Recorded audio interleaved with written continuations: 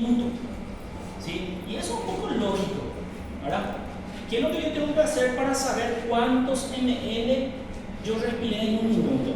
Tengo que agarrar el volumen corriente, 500 ml, y multiplicar por la frecuencia respiratoria, o sea, cuántas veces yo respiré.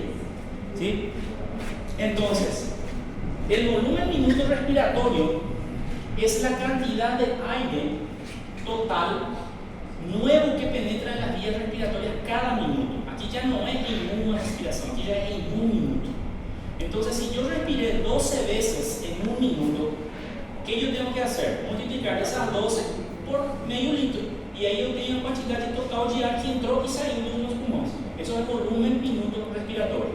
Entonces, es el volumen corriente entonces de 500 ml multiplicado por la frecuencia respiratoria. ¿Sí? En este caso, la ECO nos da 12 respiraciones por minuto, que es poco luego. Consideramos 16 a 20 más o menos en la clínica. O sea que lo práctico siempre encontramos 16 a 20. Gaiton dice 12, ¿verdad? Un ejemplo. ¿Ven? Sí, viene el reposo. Viene el reposo. Ven, dormir, prácticamente. Poco eso. Es poco. Entonces, sería medio litro por 12, 6 litros. Entonces, ¿en cuánto tiempo? En un minuto. ¿Sí? Una persona puede vivir un corto periodo de tiempo con un volumen respiratorio de tan solo 1,5 litros. ¿Sí? Si estás respirando 1,5 litros por minuto es porque estás con un déficit respiratorio, una dificultad respiratoria tremenda. Estás respirando muy poco por minuto. Y una frecuencia respiratoria de 2 a 4 veces. O sea que es prácticamente.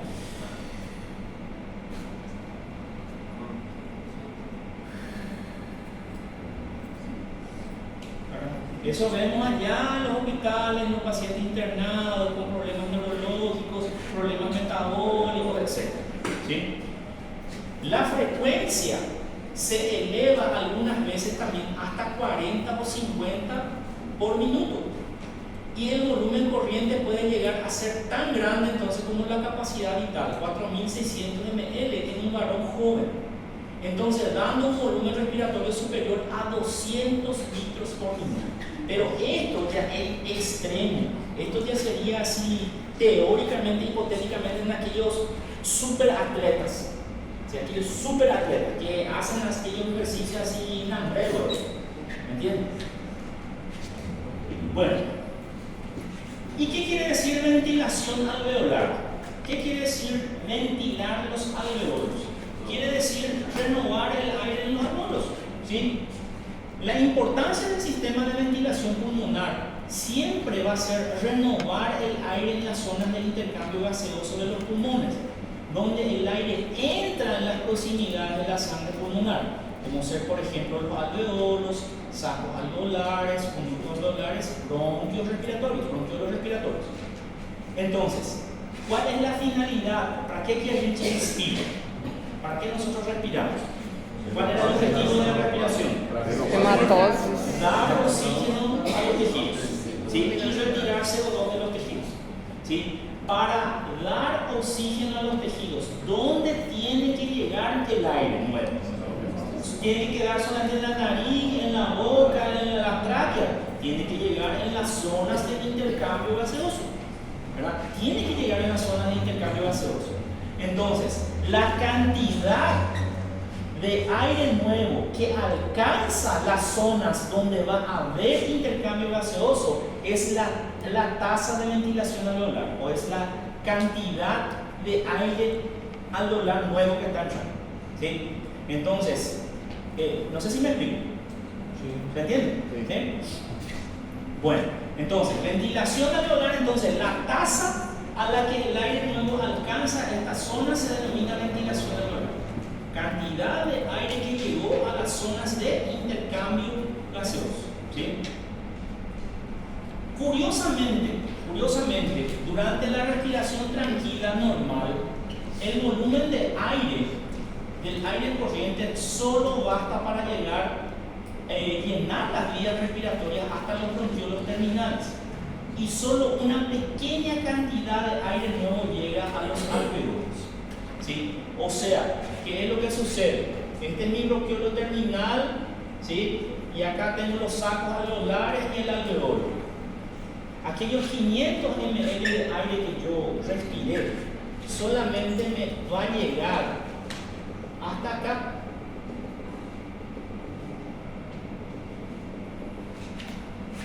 No llega realmente a los alveolos. ¿Y cómo será que se va a solucionar ese problema? ¿Cómo se soluciona? Gracias a la difusión. ¿Y qué es la difusión? El paso de sustancias de un lugar donde está más concentrado a un lugar donde está menos concentrado. Si acá yo tengo mucho aire y acá tengo menos, va a recibir acá el aire, entonces ¿qué es lo que va a pasar? Las partículas de aire, como vienen chocando unas con las otras, ellas se empujan y entran a los alveolos. ¿Sí? O sea, el espacio entre el bronquiolo terminal y los alveolos, la zona de intercambio gaseoso realmente es muy pequeña. Entonces, si llega al bronquiolo terminal, ahí las partículas como ellas van aumentando y se empujando, ellas ya entran en un alveolo. ¿Sí? Ya van entrando en el alveolo. ¿Se entiende? ¿Sí? Entonces, acá Gaito nos da una pregunta, dice, ¿cómo recorre el aire nuevo esta corta distancia desde los bronquiolos terminales hasta los alveolos? Por el proceso de difusión. ¿Sí? Ir de donde hay mucho a un lugar donde hay menos. ¿Por qué? Porque acá las moléculas nuevas de aire que llegaron, es un montón de moléculas nuevas que están chocando unas con las otras con mucha energía cinética, y eso es lo que le empuja a entrar dentro del alveolo. La velocidad de movimiento de las moléculas de aire es tan elevada y las distancias son tan cortas que los gases recorren esta distancia en una fracción de segundo. Es como no existiese, si esa distancia no existiese. ¿Okay? Bueno, y acá vamos a introducir a nuestro vocabulario y a nuestro, por así decir, a nuestro disco duro, que es nuestro cerebro, un concepto nuevo, que es el espacio muerto. El espacio muerto. Yo tengo acá, como dijimos, ya cambiamos ya nuestro dibujo, ¿verdad? Ya no es más corazón.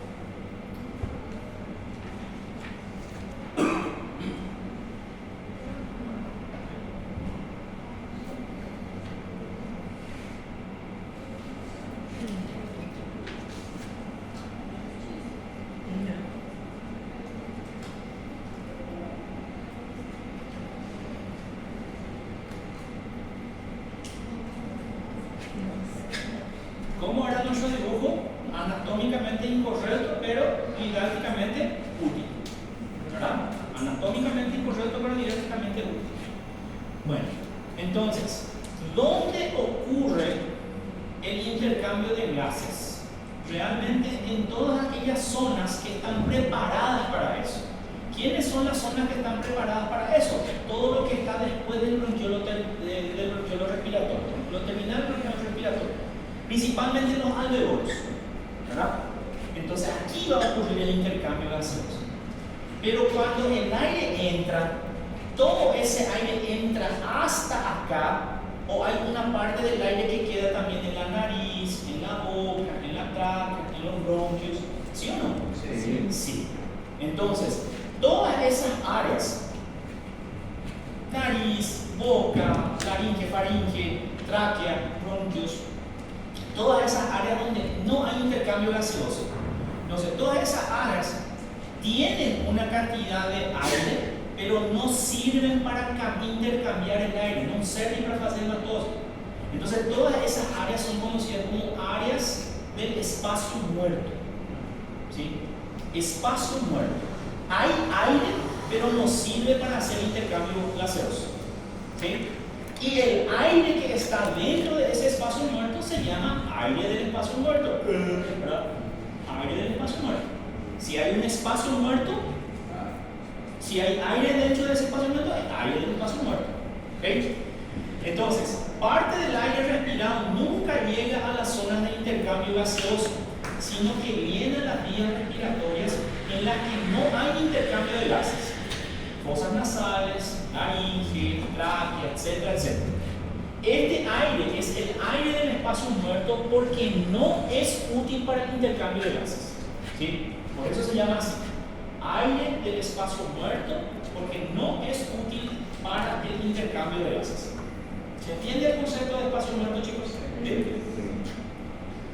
Bueno, ¿y cuánto es el volumen de aquellos 500 ml de mi volumen corriente?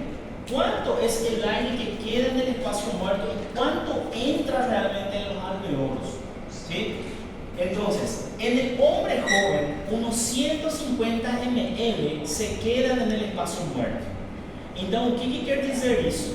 De aquellos 500 ml de aire que yo respiro, solamente 350 van a servir para intercambiar gases.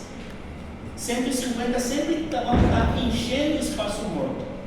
É um ar, por assim dizer, inútil, que não serve para intercambio de gases, solamente para llenar las vías respiratorias. ¿Entienden? Y ahí viene lo que se conoce como espacio muerto anatómico y espacio muerto fisiológico. ¿Sí? Son dos definiciones también que tenemos que manejar bastante bien. Vamos a suponer, acá yo tengo un alveolo. Vamos a hacer una casita.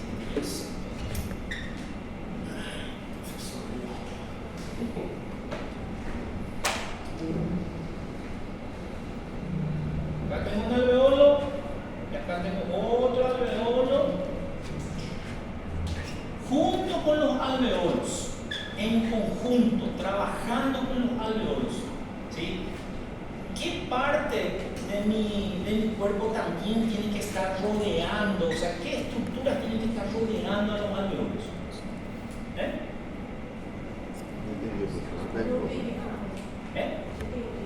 ¿Qué estructuras o qué estructuras tienen que estar envolviendo a estos alveolos para que yo pueda intercambiar gases?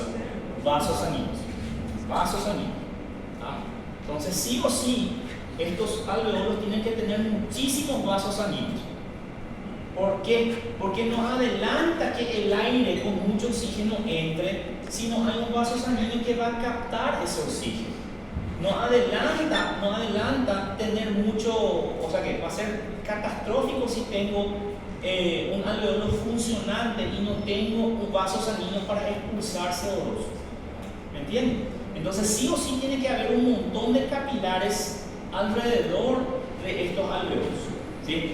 Entonces, ahí viene la terminología del espacio muerto anatómico y fisiológico. En ocasiones, algunos alveolos no son funcionales o solo funcionan parcialmente debido a que no hay flujo de sangre en los capilares o el flujo es muy escaso. O sea, ¿qué es lo que tiene que haber? Un alveolo funcionante y un capilar que pueda hacer circular sangre. ¿Qué pasa si tengo un alveolo que tiene ar dentro, ar novo, limpinho, pero yo no tengo un vaso sanguíneo? ¿Sí? ¿Qué es lo que va a suceder? Este aire que está acá dentro del alveolo va a ser parte del espacio muerto. ¿Sí? Ya va a hacer parte del espacio muerto. ¿Por qué? Porque es un espacio anatómico que deveria fazer intercâmbio gaseoso, mas não está fazendo. Já está aparecendo a nariz ou a tráquea que tem ar e não faz intercâmbio gaseoso. Então, por isso se le llama espacio muerto anatómico. ¿Sí? El alveolo está bien, el problema es el vaso sanguíneo. Entonces, él hace parte del espacio muerto. ¿Se entendió? En otros casos, por ejemplo, en el caso de una neumonía, vamos a decir que este alveolo, vamos a ser un poco más gráficos en el sentido. Ustedes ya vieron ya el catarro de la pneumonía. ¿Cómo es que el catarro de la pneumonía? Verdinho, ¿no?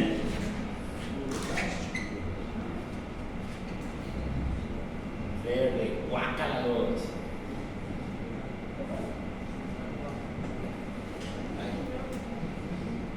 Vamos a suponer que este alveolo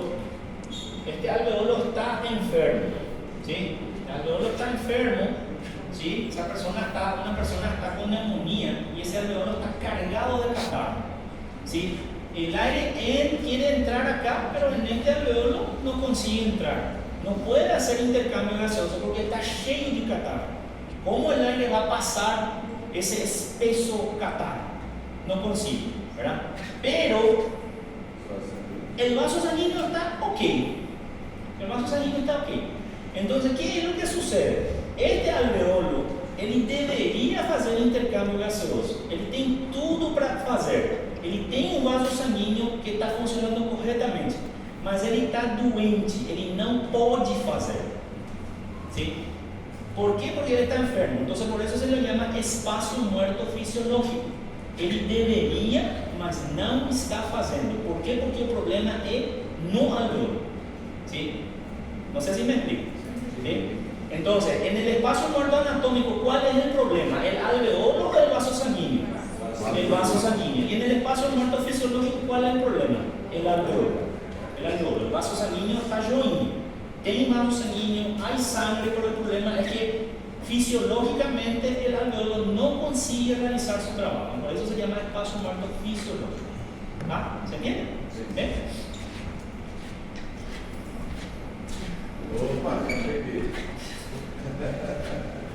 Bueno, espacio muerto fisiológico y espacio muerto anatómico. Bueno, entonces ya sabemos que es espacio muerto, ¿sí? También sabemos ya lo que es el volumen minuto respiratorio, ¿sí? Volumen minuto respiratorio. ¿Qué era el volumen minuto respiratorio? Es la cantidad de aire que va a entrar en los pulmones, ¿sí? En un minuto, ¿sí? De ese total de aire, una cierta cantidad nunca va a llegar a las áreas de intercambio gaseoso, ¿correcto? Entonces, de los 500 ml que nosotros estamos hablando, que son el volumen corriente, entonces, ¿cuánto de esos 500 ml nunca van a llegar a las áreas del espacio de intercambio gaseoso? 150. 150, eso normalmente, sin ninguna doenza. ¿Ah? Entonces, ¿cuánto realmente entra en el alveolo, en los alveolos? 350. Entonces, hay un otro concepto que se conoce como tasa de ventilación alveolar o cantidad de aire que llega realmente en los alveolos por minuto. ¿Sí? Esa es tasa de ventilación alveolar. ¿Sí? La tasa o minuto o volumen minuto respiratorio es la cantidad total de aire en un minuto. La tasa de ventilación alveolar é só aquela quantidade de ar que vai chegar realmente nos alveolos, sem contar o espaço morto. Tem que descontar o espaço morto. ¿Tá? Entonces, la tasa de ventilación alveolar es la ventilación o la cantidad de aire alveolar que llega por minuto, o sea, el volumen total de aire nuevo que penetra en los alveolos y en las áreas contiguas del intercambio gaseoso por minuto. ¿Y cómo calculamos? Es parecido a cómo calculamos el volumen minuto respiratorio. Volumen minuto respiratorio, ¿cómo calculamos? Volumen minuto respiratorio es igual a frecuencia respiratoria por volumen corriente. Entonces, volumen corriente es 500, ¿correcto? Sí. Y la tasa de ventilación alveolar, ¿cómo yo voy a calcular? También multiplicando frecuencia respiratoria, pero tengo que multiplicar por volumen corriente menos volumen del espacio muerto. Esa D que muestra en el libro es de death, muerte en inglés. ¿Sí? Entonces, frecuencia respiratoria por volumen corriente menos volumen del espacio muerto. Entonces, ¿cuánto era nuestro ejemplo de frecuencia respiratoria? 2. Multiplicado por volumen corriente, ¿cuánto es?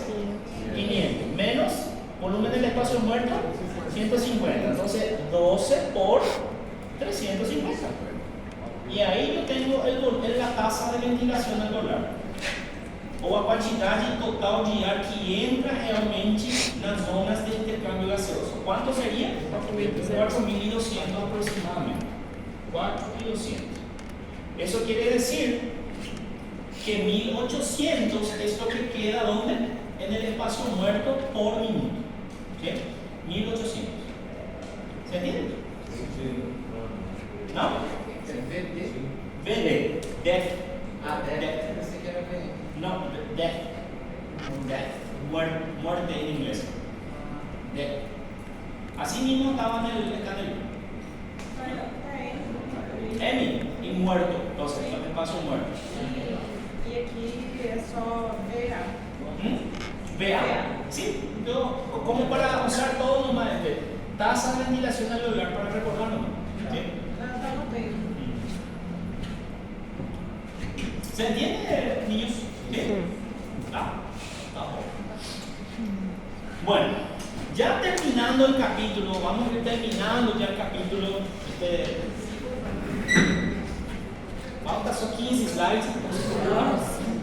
Mentira. Bueno, vamos a hablar un poco ahora de la función, rápidamente, de la función de las vías respiratorias. Bueno, ¿qué serían vías? ¿Qué es una vía? Vía es un camino, ¿verdad? Vía férrea, ¿sí? Donde se va el tren. La vía peatonal, donde a gente camina, ¿sí? Vía normalmente es camino. Entonces, vía respiratoria sería todos los tubos, todas las estructuras de mi sistema respiratorio que van a ayudar a llevar el aire donde va a ser utilizado. ¿Sí? Entonces, vía respiratoria, ¿qué sería? Nariz, boca, tráquea, laringe, todos esos son lugares que está circulando el aire. ¿Está bien? Uno de los problemas más importantes siempre para el sistema respiratorio es mantener esas vías respiratorias abiertas, ¿sí? Para permitir la llegada de aire a los alveolos y su salida de ellos. Para mantener abierto las vías respiratorias, nosotros sabemos que tenemos a la tráquea que tiene aquellos cartílagos, pero son cartílagos incompletos. ¿Ven? Que parece una fejadura, ¿verdad? Entonces, pero eso ya le sirve ya para no permitir que na expiración esas vías se fechen. ¿Sí? Entonces, yo puedo inspirar o expirar, que la tráquea siempre va a estar abierta. ¿Sí? Entonces, en las paredes de los bronquios también existen placas de cartílagos, pero ya son discontinuos, ya no es tan frecuente como una tráquea, que se hacen progresivamente menores y desaparecen ya en los bronquiolos. Los bronquiolos, ellos sí no evitan el colapso por la rigidez de sus paredes, porque já não tem mais cartilagem. Pero eles vão se manter abertos gracias a las mismas presiones transpulmonares que mantienen los alveolos abiertos. Como ellas ya no tienen cartílago, estos bronquiolos, ellos siempre van a estar abiertos gracias al sistema linfático. ¿Entienden? Que abre los alveolos y también esa presión pleural negativa también le va a servir a los bronquiolos para ellos siempre estar abiertos. ¿Tá? Entonces, la pared muscular de los bronquios y bronquiolos. Los bronquiolos no ocupados por cartílago poseen paredes compuestas por músculo liso. Músculo liso. ¿Se acuerdan? Músculo liso. Tienen actina miocina, ¿verdad? Tienen características parecidas al músculo esquelético, pero su forma es diferente, su tamaño es diferente, es mucho más chico, ¿verdad? Tienen ya no tienen discoseta. ¿Qué es lo que tienen? ¿Qué tienen? En vez de discoseta, no tienen. Denso.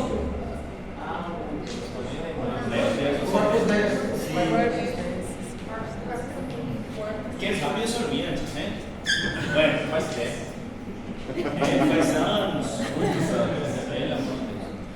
Entonces, las paredes de los bronquiolos están están compuestas casi exclusivamente por músculo liso, excepto el bronquiolo respiratorio que tiene algunas fibras lisas. O sea que el bronquiolo respiratorio él ya es más parecido a parede alveolar do que a un bronquiolo. ¿Sí? ¿Y cómo ocurre el control de esa musculatura lisa de los bronquiolos? ¿Sí? El simpático, ustedes se acordarán que nosotros habíamos visto que tiene una actividad importante sobre el corazón y sobre los vasos sanguíneos, ¿correcto? ¿Qué era que el simpático, parasimpático, qué era que el simpático hacía sobre el corazón? Aumenta la frecuencia cardíaca y aumenta la fuerza. Muy bien. Parasimpático, así mismo. ¿Sí? Más es sobre la frecuencia. ¿Sí? Entonces, ¿y el simpático qué hace sobre los vasos sanguíneos? Vasoconstricción. Parasimpático no faz nada. Para vasodilatar, o que tem que acontecer? O simpático tem que se inibir. O simpático tem que parar, não funciona. E aí se dilata. ¿Sí? Entonces, ven que acá el simpático produce constricción en los vasos sanguíneos. En los pulmones va a producir dilatación, pero no de vasos sanguíneos, dos bronquios. ¿Sí? El simpático en los bronquiolos va a producir dilatación. El control directo del sistema nervioso o del sistema simpático es escaso en los bronquios. ¿Por qué? Porque pocas fibras llegan al pulmón. Pero el árbol bronquial está expuesto a la noradrenalina y la adrenalina, que están circulantes, liberadas a la sangre por estimulación simpática de la médula y de la glándula suprarrenal. Y estas dos hormonas, principalmente la adrenalina, lo que van a producir es dilatación del árbol bronquial. Entonces, ¿por qué si alguna vez ustedes estuvieron en el hospital y vieron que vino una persona con una crisis anafiláctica, garganta fechada, ¿verdad? ¿Por qué se le pone adrenalina? ¿Verdad? Justamente para producir apertura, ¿sí? Dilatar el músculo liso de los bronquios y abrir las vías respiratorias. Porque por la alergia, o que ele teve era un fechamento de los bronquios, no está consiguiendo respirar. ¿Entienden? Bueno, entonces recuerden eso, la diferencia. Entonces, esa también es pregunta del examen. ¿Sí? En el corazón, el simpático, ¿qué hace en el vaso sanguíneo? Vasoconstricción. Y en los pulmones, el simpático, ¿qué hace sobre los bronquios? Bronquiodilatación.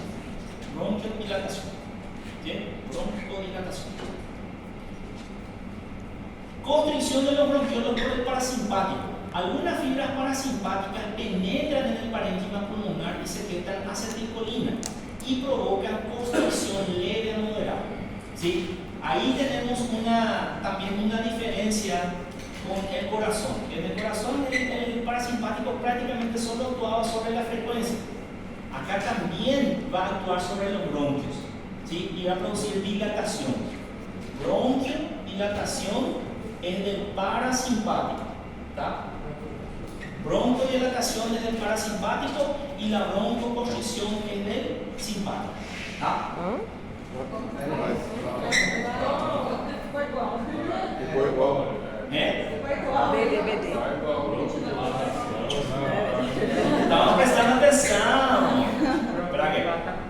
Broncoconstricção. É o simpático, então. Simpático dilatar. Simpático dilata. Y el parasimpático contrario. ¿Sí? Yo estaba viendo si nosotros estamos prestando atención. Broncodilatación del simpático, broncoconstricción del parasimpático. ¿Tá? Recuerden eso. Entonces, los factores secretados locales con frecuencia causan constricción bronquiolar. Varias sustancias formadas por los propios pulmones tienen la capacidad broncoconstrictora. Por ejemplo, la histamina en un cuadro, ¿verdad?, alérgico. Sustancias de reacción lenta anafilaxia, Ambos están liberados por mastocitos durante las reacciones alérgicas. Por ejemplo, en presencia del polen, alergia al polen, por ejemplo. O sea, cuando tengo alergia, quem que vai participar criando problema? O simpático ou o parasimpático? O parasimpático vai acelerar a via respiratória. E quem que a gente vai estimular com a adrenalina para poder... Simpático. Señor. Revestimiento mucoso de las vías respiratorias. ¿Sí? Es histología, un poquito de histología. ¿Sí? Desde las fosas nasales hasta los bronquiolos terminales se mantienen siempre húmedas, ¿verdad? Por una capa de moco que es secretado por las células caliciformes y pequeñas glándulas submucosas que tenemos en toda la vía respiratoria. ¿Sí? Mantienen húmedas las vías respiratorias y atrapan partículas de aire inspirado. Para eso tenemos esa vía respiratoria húmeda, con moco. ¿Sí? ¿Por qué? Porque cada vez que partículas quieran entrar y llegar en un lugar más sensible de un pulmón, la mayoría de las partículas va a quedar presa, tanto en la nariz y en todas las partes de las vías respiratorias. ¿Sí? El epitelio también de nuestro sistema respiratorio es un epitelio ciliado. Cada célula tiene más o menos 200 cilios y están batiendo constantemente para arriba, ¿verdad? Los de la nariz, si tenemos los de la nariz, ellas baten para abajo, para adentro, para que la sujeira caiga en la garganta de chingoli o cuspa, tosa. ¿Sí? Y los que están en las vías respiratorias bajas es para arriba, siempre queriendo traer las partículas para la garganta, para producir el efecto del estornudo, el efecto de la tos. ¿Sí?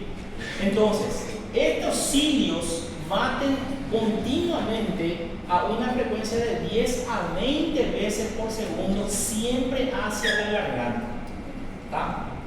Los cilios de los pulmones baten hacia arriba y los de las fosas nasales hacia abajo, haciendo que el moco fluya a una velocidad de aproximadamente 1 centímetro por minuto hacia la garganta, hacia la faringe, hasta la faringe.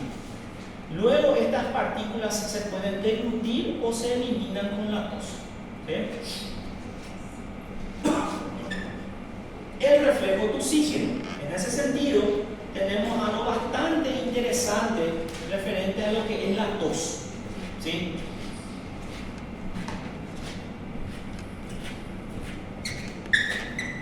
Entonces, los bronquios y la tráquea son muy sensibles al contacto ligero que la cantidad excesiva de sustancias extrañas u otra causa irritante inicia el reflejo de la tos. O sea que bronquios, tráquea, cualquier cosita, moco, un poco de catarro, polvo, algún agente químico, choca con las paredes de los bronquios de la tráquea, ya va a querer producir tos. Es muy sensible, son muy sensibles. ¿Sí? La laringe principalmente y la carina son especialmente sensibles. ¿Dónde estaba la carina? ¿Qué es la carina? Es la estructura, ¿verdad?, cartilaginosa que está ahí donde se separa el bronquio derecho y el bronquio izquierdo. Parece una cuequilla. Parece una cueca. ¿Sí? Entonces, ese y la laringe son muy sensibles. Por eso cuando nosotros tenemos un poquito, por ejemplo, de reflujo, a gente comeu demais ou comeu alguma coisa meio pesada, ¿verdad?, y tenemos reflujo y nos acostamos, y la cantidad de reflujo que viene del estómago choca con la faringe que tenemos tos, ¿verdad?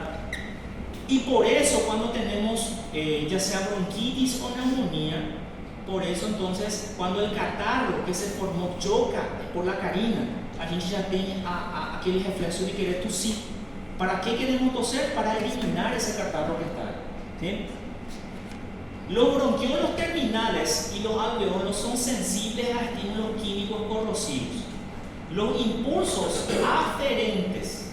¿Qué quiere decir aferencia? Que está llegando al sistema nervioso. ¿Sí? Los impulsos o la sensación de que hay algo extraño, el aviso de que hay algo extraño, llega al bulbo raquídeo, tronco, por el nervio vago, el décimo par, y la respuesta para empezar a toser empieza de forma inmediata. ¿Qué es lo que va a suceder? Primero, la respuesta va a ser, el sistema nervioso va a hacer que inspiremos rápidamente 2,5 litros de aire, ¿verdad? Se cierra la glotis, las cuerdas vocales, se retiene el aire en los pulmones, se contraen enérgicamente los músculos abdominales y eso va a querer empujar al diafragma para arriba, ¿sí? La presión sobre los pulmones se eleva incluso hasta 100 milímetros de mercurio o más, haciendo que la glotis y las cuerdas vocales se abran de repente y el aire explota hacia afuera, a veces con 120 a 150 kilómetros por hora, ¿sí? Imagina eso, ¿sí? Por eso explota el aire, ¿sí? ¿Se entiende? Es bastante sencillo, ¿sí? Y el reflejo de estornudo es prácticamente igual. Solo que en ese caso, en la tos, ¿por dónde sale el aire? Por la boca. Y en el estornudo, ¿por dónde va a salir? Por la nariz. Pero es prácticamente lo mismo. Y el estímulo no ocurre en la garganta, sino que son estímulos que están en la nariz. O estímulo va a comenzar en la nariz. Entonces, el reflejo del estornudo es parecido al de la tos, pero afecta a las vías respiratorias nasales. El estímulo iniciador es la irritación de la zona de la nariz y los estímulos también van a llegar al bulbo, pero no van a llegar por el décimo par, van a llegar por el quinto par, ¿verdad? Entonces ahí hay una diferencia de torto, ¿verdad? Para el reflejo tusígeno, el estímulo de la irritación de la garganta, de la tráquea, etc. ¿Por qué par avisa al sistema nervioso? Décimo, vago, décimo. Y para el estornudo, ¿qué par va a utilizar? Quinto, trigémino, ¿sí? En respuesta se producen reacciones similares al de la tos, pero la úvula va a descender de forma que pasan rápidamente gran cantidad de aire por la nariz, ayudando a eliminar aquella sustancia extraña que estaba irritando la nariz. Entonces, por eso nosotros cuando estornudamos, principalmente el aire sale por la nariz y no tanto por la boca. Algunos, nuestros abuelos, nuestros papás, y eso a veces cuando estornuda parece que estornuda por la boca y por la nariz, ¿no? Muy tuki. Una fecha. Bueno, ¿se entiende? ¿Sí? Y por último, ultimátum, ¿sí? Tenemos las funciones respiratorias de las fosas nasales, ¿sí?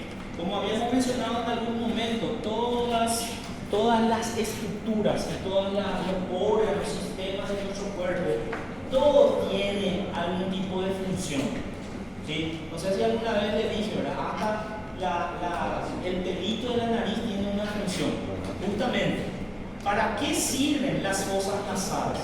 Las fosas nasales sirven para calentar el aire, ¿sí? ¿Por qué? Porque si calienta el aire, ese aire difunde tranquilamente, se mueve bien y puede llegar hasta los alveolos, ¿sí? Saben que al calentar, entonces las partículas se mueven más rápido, ¿verdad? Entonces eso puede dar la posibilidad de llegar mejor a los alveolos, ¿sí? También humidifica el aire, ¿sí? Las fosas nasales van a humidificar el aire, porque cuando yo estoy metiendo aire dentro de mis narices, de mis narinas, ¿qué es lo que está ocurriendo? Parte del agua que yo tengo en mis vías respiratorias está saliendo. Es como que o ar seco que vem de fora se mistura com a umidade que tem dentro das minhas vías respiratorias y eso humidifica el ar y también ayuda a que el aire fluya mejor hasta mis pulmones, ¿sí? Y como dijimos, con la ayuda de los pelitos y también con el moco que tenemos en la nariz, nosotros filtramos el aire parcialmente. Las partículas más grandes son las que mejor son retenidas. Las partículas más pequeñas muchas veces se las pasan pelo nariz, pero en alguna parte de mi vía respiratoria ella es agarrada pelo moco, pelos cilios y es eliminada, ¿sí? Entonces, estas tres funciones, calentar el aire, humidificar el aire y filtrar el aire son conocidas como funciones de acondicionamiento del aire de las vías respiratorias superiores. ¿Sí? Entonces, si le pregunto a ustedes en el examen, pregunta ejercicio abierto, ¿verdad? ¿Cuáles son las funciones de acondicionamiento del aire de las vías aéreas, de vías respiratorias superiores? ¿Verdad? Calentar el aire, humidificar el aire, filtrar el aire. ¿Sí? Fácil, fácil. Vencido nada.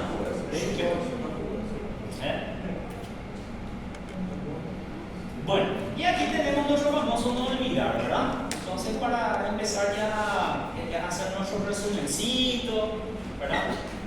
Los objetivos de la respiración, cuáles son los 4 acontecimientos necesarios para cumplir con los objetivos de la respiración, cuáles son las 2 formas de expandir los pulmones en reposo y respiración forzada, los músculos más importantes que elevan y descienden el tórax, y así sucesivamente. ¿Sí? 7, 8, 9, 10, 11, 12, 13, 14, 15. ¿Ah? ¿Sí?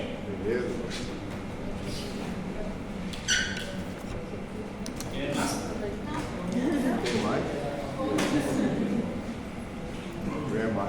Fecho. Nos vemos entonces.